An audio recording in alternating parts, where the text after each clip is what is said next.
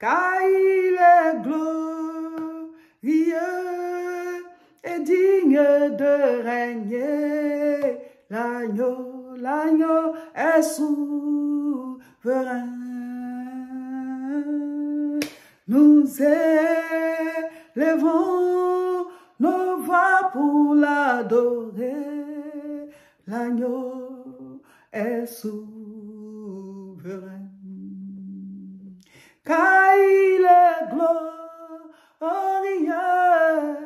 et digne de régner. L'agneau est souverain. Souverain, nous élevons nos voix pour l'adorer. L'agneau est souverain.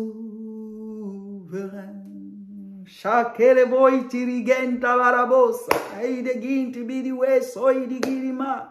Oh, c'est fort, ce moment est fort, alléluia. Oh, nous sommes au 6e jour de notre temps de jeûne et prière. Et hier, vendredi nuit, chacun de nous, voilà, de la nuit du vendredi au samedi, chacun de nous a eu un temps de veillée, de mini-veillée personnelle. Alléluia. J'ose croire que chacun l'a fait hein, parce que c'était tellement fort. Une rencontre personnelle entre toi et Dieu. Vous êtes en train de prier, tu as combattu, tu as taillé en pièces les œuvres sataniques du surnaturel démoniaque, les incantations, les envoûtements du diable, des enchanteurs.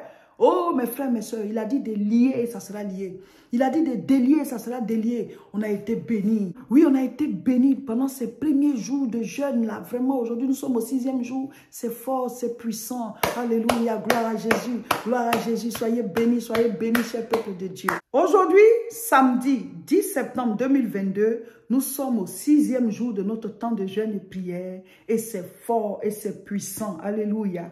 Aujourd'hui, on a la croisade de prière à Aubervilliers pour ceux qui sont en France ici ou bien en Europe ici. C'est à 14h30, ça sera fort, on va prier, on va prier. Mais pour tous les autres, continuez de prier dans la journée, dans la soirée, dans la nuit. Ça dit que vous-même là, en plus des temps de prière qu'on a donné, il faut augmenter le rythme. Vous allez, plus tu es dans la présence du Seigneur, plus les choses deviennent simples autour de toi. C'est le secret. Quand spirituellement parlant, tu es connecté au Seigneur, mais les choses de ta vie avancent simplement. Vous tous avez commencé à rendre témoignage, non? Vous allez voir, les nœuds là se délient naturellement. Tu te rends compte que c'était le monde des ténèbres qui t'embêtait, quoi.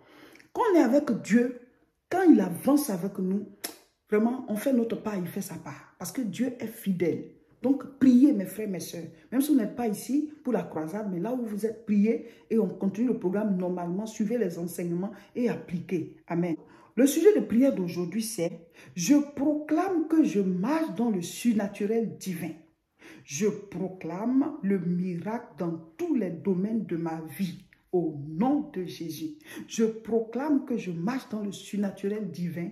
Je proclame le miracle dans tous les domaines de ma vie. Au nom de Jésus. » Mes frères, mes sœurs, la vie chrétienne, ce n'est pas une vie physique. C'est une vie spirituelle. C'est une vie en contact avec Dieu. Tu vis, mais en fait, il y a Dieu en toi. Et c'est comme ça que normalement Dieu voulait que les hommes soient. Il ne nous a pas créés pour qu'on vive seul, pour faire ce qu'on veut. Il nous a créés pour que nous vivions avec lui. Lui en nous, nous en lui, obéissant voilà, à sa parole et marchant selon ses voies. Comme lui et puis Jésus là. Jésus dit, je suis dans le Père est en moi. Celui qui m'a vu a vu le Père. Avant là, quand tu vois Adam, c'est comme tu as vu Dieu, parce qu'il est l'image de Dieu. Donc la manière dont Jésus est avec Dieu là, c'est comme ça qu'il voulait pour nous les hommes.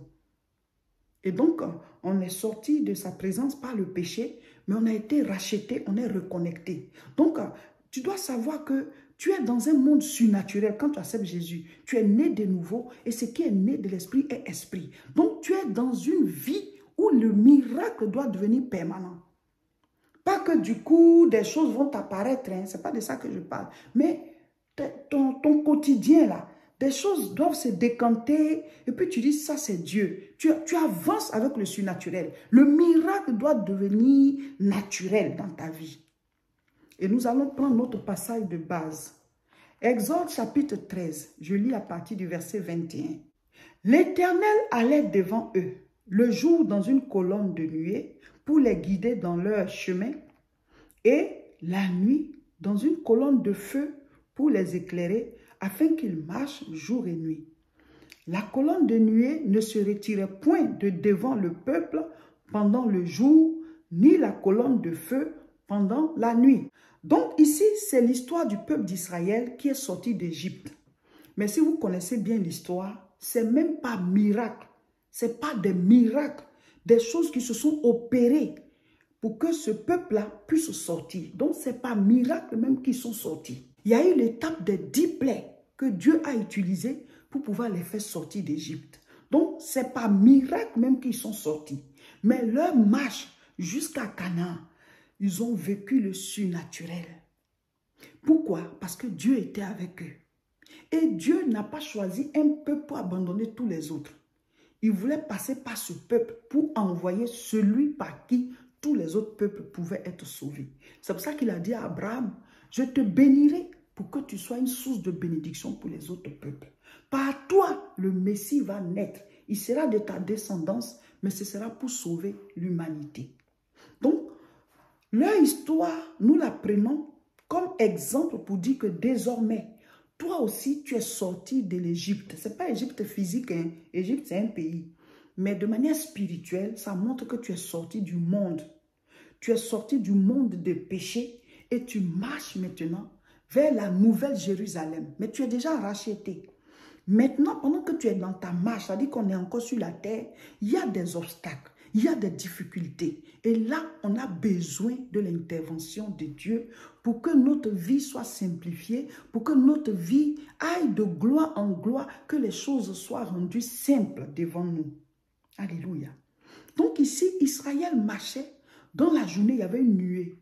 Dans la nuit, il y avait une colonne de feu. La même chose la changeait d'aspect. Ça, c'est le surnaturel.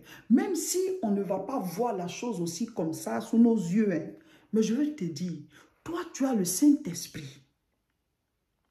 Toi, tu as le Saint-Esprit avec toi. Jean chapitre 3, verset 6. Ce qui est né de la chair est chair. Ce qui est né de l'esprit est esprit.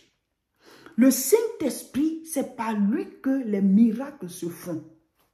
Quand Jésus est né, jusqu'à ce qu'il commence son ministère, il n'a pas fait de miracle. Il n'a pas fait de miracle. Mais quand il a été baptisé par Jean-Baptiste et que le Saint-Esprit est quitté au ciel, il est descendu sur lui sous la forme d'une colombe. À partir de là, il a commencé son ministère avec des miracles. Donc, c'est par le Saint-Esprit que le miracle devient permanent. Mais nous avons reçu le Saint-Esprit, mais seulement on n'entretient pas la communion avec lui. Jésus priait parce qu'il devait être connecté à l'Esprit. L'Esprit est en toi, mais tu dois activer sa présence tous les jours. Prenez au sérieux ces enseignements. Si vous les appliquez là, vous-même vous allez voir. Vous allez marcher avec le surnaturel. Ce n'est pas que quelqu'un va voir une nuée devant toi. Mais je dis, les portes qui semblaient être fermées, quand toi tu arrives, ça va s'ouvrir. Ce à quoi tu as droit pour ta destinée, à chaque niveau de ta marche, la porte va s'ouvrir. Les verrous vont sauter. Tu vas avancer haut les mains. Tu réussis à telle chose. Tu as telle chose. Tu as acquis tel niveau. Tu as réalisé telle chose. Et la vie va sembler facile pour toi. Pourquoi? Mais parce qu'il y a quelqu'un qui est avec toi et qui ouvre les portes qui sont fermées pour les autres. Mon frère, ma soeur. Donc, eux, ils avançaient. Il y avait une nuée. Et dans la nuit, ça devenait une colonne de feu pour les éclairer. Donc, c'était selon leurs besoins que la nuée était là. Elle les protégeait, elle les guidait, elle les éclairait. La Bible dit sa parole est une lampe à nos pieds, une lumière sur notre sentier. Qu'est-ce qui te guide? Qu'est-ce qui te dirige? Qu'est-ce qui te conduit? Tu ne peux pas t'en sortir seul sur cette terre. Tu ne peux pas. La Bible dit il n'y a rien de nouveau sous les cieux. Ce qui a été, c'est ce qui sera. Comme on dit en Côte d'Ivoire, ce qui est arrivé à Marc Lacla, si Marc Loclo ne fait pas attention, ça va lui arriver aussi. Il n'y a rien de nouveau sous les cieux. Telle personne a fait telle chose, si tu t'en vas faire ça, le résultat que la personne a eu là, toi aussi tu vas avoir. Donc, la solution, c'est quoi? Ne fais pas la chose là aussi. Parce que 1 plus 1 égale 2 pour tout le monde. Mes frères, mes soeurs, nous pouvons marcher avec Dieu. Mais Dieu ne force personne. Dieu ne va pas t'obliger à prier. Dieu ne va pas t'obliger à ouvrir son cœur. Dieu ne va pas t'obliger à vivre dans la sanctification. Dieu ne va pas t'obliger à lire la parole. Dieu ne va pas t'obliger à obéir. Non. Ça, c'est de ta propre volonté. Si tu le fais, voici ce que tu as comme résultat. Tu ne veux pas faire aussi, tu ne peux pas l'avoir. Parce que c'est 1 plus 1 qui donne 2. Tu n'as pas fait 1 plus 1, tu veux avoir 2 comment? On dit clique ici, telle chose va se passer. Tu n'as pas cliqué. Tu veux quoi? Donc Dieu, il ne fait pas exception de personne. Dieu ne rejette personne, il ne favorise personne. Tout le monde est pareil à ses yeux. Il dit ça là, tu fais ça, tu as ça. Celui qui fait va avoir. C'est à nous maintenant de prendre la décision, de nous discipliner et d'être réellement connectés à Dieu. On le dit dans notre bouche, je suis connecté à Dieu, mais on ne l'est pas.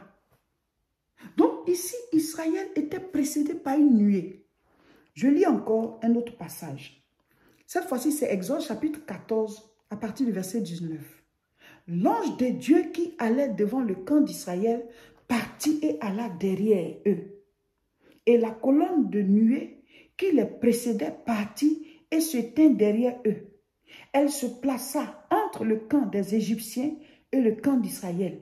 Cette nuée était ténébreuse d'un côté et de l'autre côté, elle éclairait la nuit. Et les deux camps n'approchaient point l'un de l'autre pendant toute la nuit. Je vous explique. Quand Moïse, envoyé par Dieu, est parti en Égypte pour libérer Israël, il a fait avec Aaron, parce que Dieu lui a dit de travailler avec Aaron, et ils ont fait ces différents miracles-là. Moïse, avec son bâton, les 10 plaies, et Israël est sorti. La dernière plaie, c'était que tous les premiers-nés d'Égypte ont été tués. En une nuit, eux tous sont morts. Tous les premiers fils, et même le fils de Pharaon. C'est ce qui a fait qu'il dit non. J'ai laissé passer Israël. Il a laissé partir Israël. Peut-être que la prochaine fois, c'est moi qui vais mourir même. Donc, il les a laissés partir. Mais quand ils sont arrivés loin là, c'est maintenant qu'eux, ils ont changé d'idée. Ils ont changé d'avis. Ils disent, ah, mais ceux-là, ils s'en vont là. Qui va maintenant puiser notre eau? Qui va construire nos routes? Qui va construire nos maisons? Ils étaient là, ils nous servaient. Donc, allez, on s'en va encore après eux. Donc, ils ont pris la décision, et Pharaon et toute son armée, avec les chars, parce que c'était l'un des pays les plus développés au monde avant, l'Égypte. C'était une puissance dans le monde. Donc, ils avaient tout. Et une armée avec des chars. Donc, ils ont commencé à poursuivre. Ce n'est pas comme les chars d'ici, de maintenant. Là, hein. Voilà, c'était avec les chevaux et tout ça. Mais à l'époque, personne n'avait les chars en armes. Hein. Voilà, donc, ils étaient puissants. Donc, ils ont commencé à les poursuivre. Et comme la nuée était avec eux, ça représentait la présence de Dieu. La Bible l'a appelé l'ange de l'Éternel. Donc, l'ange de l'Éternel est venu se mettre entre les deux camps. Vous voyez, Dieu a tout fait pour ne pas tuer les Égyptiens, quoi. Mais ils ont insisté, c'est pour ça que finalement il les a tués. Parce qu'il ne fait point exception de personnes. D'abord, Israël était 400 ans dans leur pays là-bas, esclaves. Dieu attendait que peut-être que Pharaon même va prendre la décision de les libérer.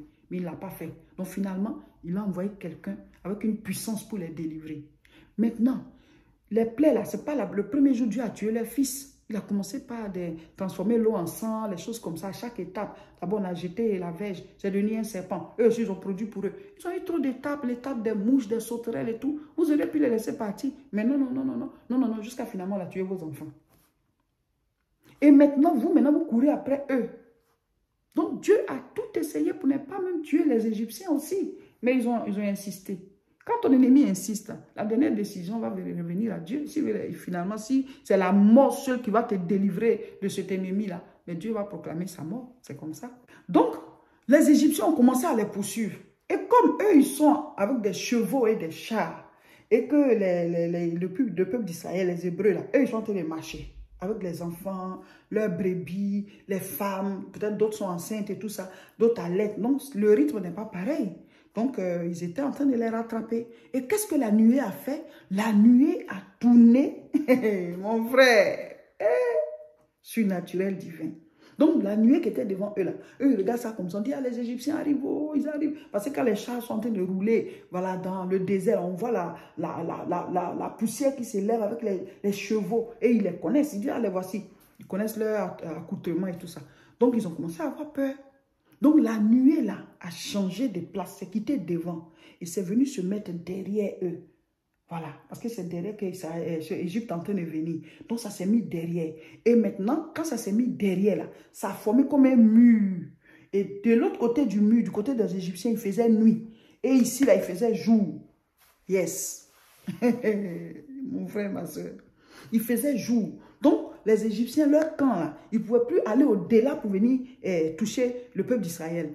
Durant toute la nuit, pendant ce temps, Moïse a eu le temps de diviser la mer Rouge pour que Israël passe un peu. Et la nuée la faisait comme un mur. Donc, le peuple d'Égypte, ils ne voyaient plus devant. La nuit était compacte. Donc, ils se sont dit, bon, on reste là, on va attendre le jour. Or, de l'autre côté, il faisait jour pour que les autres puissent avoir le temps de fuir. Mon frère, ma soeur, si Israël était parti simplement comme ça, sans être accompagné par le surnaturel divin, ils allaient mourir là. Puisque, voici la mer, les autres, ils viennent avec des chars, ils viennent avec des chevaux, ils ont des lances, ils ont tout. Vous êtes avec femmes, enfants, vous essayez d'avancer, et puis il y a l'eau. À quel moment vous allez construire des pirogues pour dire que vous allez traverser? Forcément, ils allaient soit les tuer, ou bien les ramener en Égypte. Sur cette terre, dans notre marche, il y a des choses comme ça qu'on peut rencontrer, qui sont comme la mer Rouge, qui mettent fin à notre évolution, qui mettent fin soit à notre vie, à notre santé, qui nous barrent le chemin. Et puis tu es là. C'est la main de Dieu seul qui peut te délivrer. C'est comme la mer Rouge. Si tu évolues seul, arrivé là, tu vas mourir.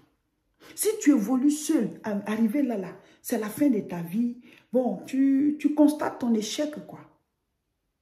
Mes frères, mes soeurs, nous devons marcher avec Dieu. Mais comme eux, ils avaient le surnaturel divin avec eux, ils ont été protégés et à ce niveau, ils ont eu la victoire. Moïse a étendu son bâton et la mer s'est ouverte, la mer s'est divisée et ils sont passés. Et Dieu a combattu pour eux.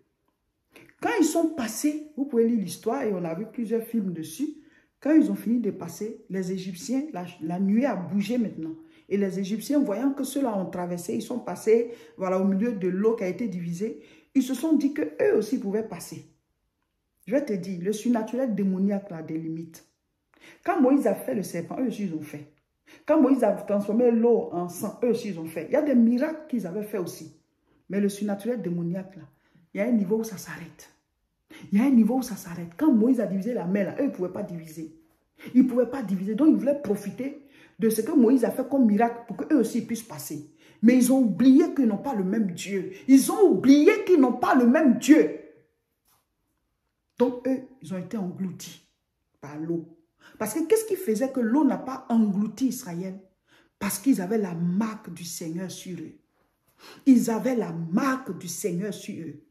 Est-ce que tu as la marque de Dieu sur ta vie? C'est-à-dire, est-ce que tu as été racheté par le sang de l'agneau? Est-ce que tu as donné ta vie réellement au Seigneur? Si oui, alors proclame le surnaturel divin dans ta vie tous les jours, par ta vie de prière, par ta vie d'obéissance, en étant régulièrement en contact avec la parole. Ça, c'est la loi de notre royaume. Il faut la lire et appliquer ça. Il faut vivre en fonction de ça dans ta maison, dans ta vie. Que ce soit la loi de vie de ta maison, de ta famille. Vis en fonction de ça. Il y a la paix au ciel parce que là-bas, on vit en fonction de ça. Il y a l'amour là-bas parce que les gens vivent en fonction de ça. Il y a la lumière, il y a la présence de Dieu, il y a la prospérité, il y a la joie parce que c'est ça qui a le règne dans le ciel. Si tu établis le règne de la parole de Dieu dans ta famille, dans ta maison, dans ta vie de tous les jours, tu auras la paix, tu auras la joie, tu auras la santé, tu auras la prospérité, tu vas évoluer avec le miracle. Parce que la Bible, c'est le monde du surnaturel. Ici, une femme a enfanté à 90 ans.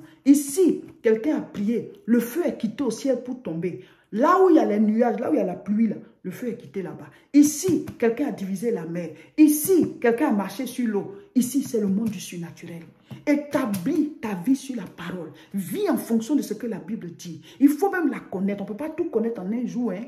Mais chaque jour, lis la Bible. Sa parole est une lampe à nos pieds, une lumière sur notre sentier. Vous allez voir, le surnaturel divin va vous accompagner à chaque étape. Quand tu sors de ce jeûne-là, il faut que tu sois à un autre niveau dans ta marche avec Dieu. Si tu ne connaissais pas le Seigneur, maintenant, tu es en train de le découvrir dans ce temps de jeûne et prière. C'est un jeûne très bénissant. C'est un jeûne très puissant spirituellement. Tu es en train de découvrir le Seigneur. Parce qu'on peut te parler de tes bénédictions, on peut te parler de tes richesses et tout ça. Mais si on ne te parle pas du salut de ton âme, si on ne te parle pas de la présence de Dieu dans ta vie, tu es foutu, mon frère. Parce que ce n'est pas arrivé au ciel, on va chercher Dieu. C'est pendant qu'on vit qu'on doit le chercher.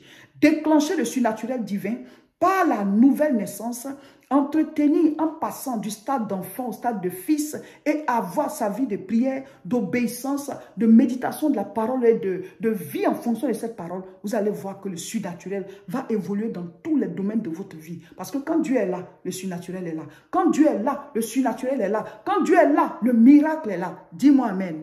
Aujourd'hui, nous lisons 1 Pierre chapitre 1.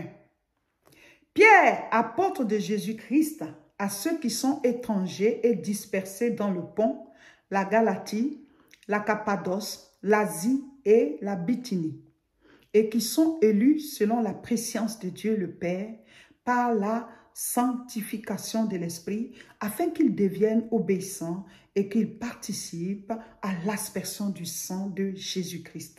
Que la grâce et la paix vous soient multipliées. Amen. Voilà pour la journée d'aujourd'hui. Donc, lisez tout le chapitre de 1 Pierre et mettez en commentaire ce que vous avez compris. Moi, quand je lis, je suis tellement rassasiée spirituellement, je suis tellement touchée. J'adore le Seigneur, je prie et je veux le communiquer à ma famille, ma maison, mes frères, mes soeurs. Voilà, mon mari et moi, déjà, nous sommes déjà bien chrétiens, nous cherchons le Seigneur. Ouais, mais il faut le communiquer autour de nous. Voilà, ceux qu'on connaît, on veut que cette source d'eau vive, la jaillisse de nous jusque dans la vie éternelle. Alléluia. Voilà, donc n'oubliez pas de prier. On doit prier, hein, mes frères. On prie dans la journée, on prie dans la nuit, on prie dans la journée, on prie dans la nuit, on prie dans la journée. Priez, mettez vos sujets devant le Seigneur. Il aura tellement d'exaucement. Il aura tellement d'exaucement. Allons-y seulement. Allons-y seulement. N'oubliez pas, hein, le jeûne, là, c'est jusqu'à la gare. Normalement, mais on ne doit même pas avoir faim. Avec tout ce qu'on reçoit, on ne doit même pas avoir faim. Courage, courage. Que Dieu vous bénisse. Demain, dimanche, c'est spécial intercession. On oublie nos sujets là et puis on prie, voilà, pour nos parents, on prie pour les pays, on prie pour les nations, on prie que le réveil spirituel arrive et qu'il y ait la paix dans les familles, qu'il y ait la connaissance de Dieu, qu'il y ait la paix dans les pays. Demain, c'est spécial intercession. Courage, que Dieu vous bénisse. N'oubliez pas de vous abonner. Abonnez-vous sur Facebook, c'est Réseau International Richesse. Sur YouTube, c'est La Moisson TV. Abonnez-vous, mes frères, mes sœurs. Que Dieu vous bénisse et partagez la vidéo. Nous irons jusqu'à la gare.